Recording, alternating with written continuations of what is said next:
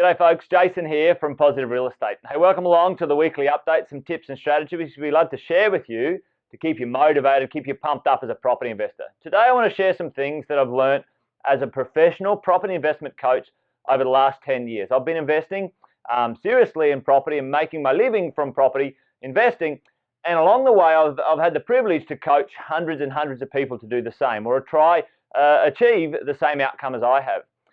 I've noticed as coaching these people that people make mistakes, and I've got 5 top mistakes that I want to share with you today that I need you to think about as a property investor to make sure you get in check, make sure you understand the answers to them for you so you can move forward and make great decisions as a property investor and make sure you get the outcome you desire. So I'm going to go through these today and explain them along the way. Number 1, when I get a chance to sit down with most people, I ask them, hey, do you know about your own specific personal finances and exactly how much you spend, how much you've got left over at the end of each month, and where the money's going? And it's not funny, but it's interesting to hear the answer that most people say no. Most people don't know where their money's going or what they're doing with it. So number 1 mistake or number 1 thing to get right is make sure you understand where your money's going, how much you've got to play with, and what you can financially do with that money to step forward. And you should sit down with someone like a finance broker. They're very, very good to get some feedback on that. So number 1, know where your money's at, know where you are, so then you can make a plan to know where you want to go. Number 2, have a long-term plan. Most people, I find, come in because they've got some sort of financial distress in their life, and I've just got to quickly make this happen. I've quickly got to make some extra money, or I've quickly got to sort out this financial issue that I've got. And usually when you get a person in that situation, it's almost too late. And I say almost, it would be much better to plan right from the start, right from year 1, have a long-term vision or a long-term plan as a property investor. I say to people, if you're not committed to property investing for at least 7 to 10 years, don't get involved, because it will not do what you want it to do in a short period of time, but property does very well over a medium to long term. So have a long-term plan, number 2. Number 3 is most people think, if I just choose the right property, the perfect property, then it will work for me. Or I've got to choose the best location.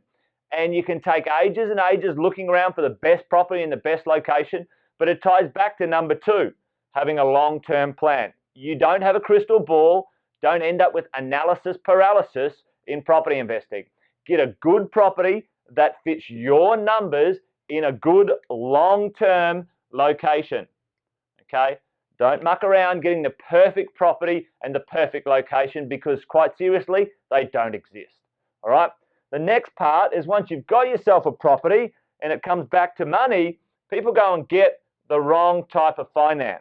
They go shopping for a low interest rate. Now, I'm not saying that low interest is wrong, but a low interest rate against flexibility or the capacity to refinance later or do something else with your loans, or not have your loans cross-collateralized, or all money's claused or caught up across everything you own, which is not a very clever thing to do, is something that I see all the time. Most investors get 1 or 2 properties, and because the banking institutions bundle and wrap them up, they can't move forward and they're stuck. We have to unwrap them. Okay, so number 4, get your finances right. Sit down with someone who knows what they're doing in that space, a coach or a finance broker.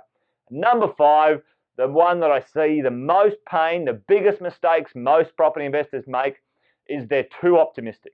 What do I mean by that? They think everything's going to go up in value. They think the market can't go wrong.